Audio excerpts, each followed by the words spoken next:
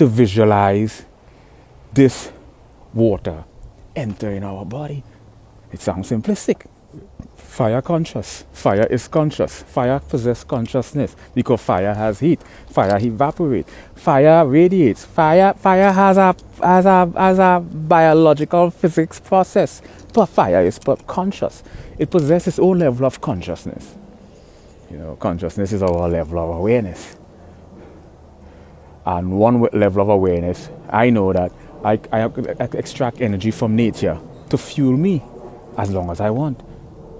This is one incoherent video. You know, watch it, but just understand, this is one incoherent video. It's like reality is. See? So we shooting this right here. We getting the view all the way around. See? Live, ladies and gentlemen. And that's how we know. You know, it's like a solid illusion. How come no one seems to be having this conversation, man? No one is having this conversation at all. And the conversation is the nature of reality. The nature of reality. And that's a deep philosophical